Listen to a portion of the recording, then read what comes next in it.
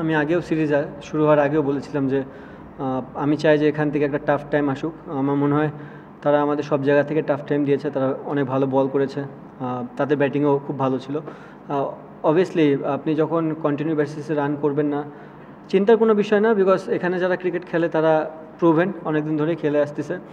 Sometimes দুই একটা series এমন যেতে পারে, কারণ যে প্লেয়ারগুলো এখানে খেলেছে অলমোস্ট তারা 2-2.5 মাস ধরে ক্রিকেট খেলছে ব্যাক টু ব্যাক। সো আমার মনে হয় সামটাইমস ব্রেকটাও ইম্পর্টেন্ট। আমার মনে হয় এখন একটা ব্রেক আছে, ব্রেকের পর আবার তারা রিফ্রেশ হয়ে আসতে পারবে এবং আমার মনে হয় ভালো কিছুই হবে।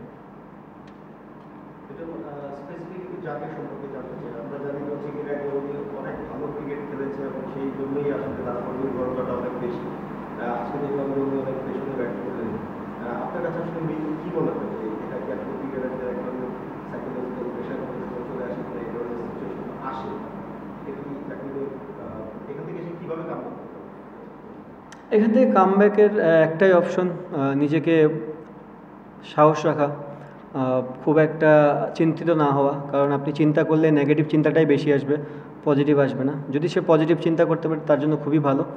অলওয়েজ বলবো যে এরকম যখন স্ট্রাগল মানুষ করে তখন নিজেকে ব্যাক করা, নিজেকে সময় দেওয়া এবং যেসব মানুষগুলো তাকে হেল্প করে সবসময় তাদের সাথে উঠা বসা করা, আমার মনে হয় সে শীঘ্রই কামব্যাক করবে এবং ভালো মতনই কামব্যাক করবে। আপনি সিরিজ শুরুর আগে বলছিলেন যে বাংলাদেশ টিম সিরিজে কোনো প্রেশারে পড়বে, কিংবা যে কোনো সেটা বলিং হতে পারে ব্যাটিংয়ে। তো এই সিরিজে বাংলাদেশের প্রাপ্তিটা কি, যে প্রেশারটা ছিল এটা কি প্রাপ্তি, নাকি আপনার চোখে অন্য কোনো কিছু প্রাপ্তি আছে? নট অনলি যে আপনি শুধুমাত্র এখানেই প্রেশার তো সব জায়গায় পড়তে হয়, বাট হ্যাঁ একটা জিনিস হচ্ছে আমি যে জিনিসটা চেয়েছিলাম যে প্রেশার থেকে ওভারকাম করে আসা, আমরা ওই জিনিসটা পারিনি। প্রেশারে তো আমরা পড়েছি, 3টা গেমেই পড়েছি, বাট আমরা ওভারকাম করে আসতে পারিনি। এটা একটা কনসার্নের জায়গা যে আমরা কীভাবে ওখান থেকে ওভারকাম করব। আই হোপ যে আমি যেটা বললাম যে অনেক সময় ক্রিকেটাররা অনেক ক্রিকেট খেলে ফেললে অনেক ফ্যাটিকনেস চলে আসে।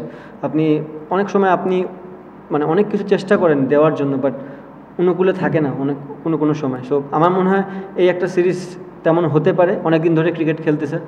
আই হোপ যে আবার যখন ব্রেক পাবে প্লেয়াররা আবার রিস্টার্ট করবে, ভালো কিছু দিতে পারবো আমরা। টানা তৃতীয়বার অর্জন করেছে দেশের সেরা সুপার ব্র্যান্ড স্বীকৃতি বসুন্ধরা টিস্যু।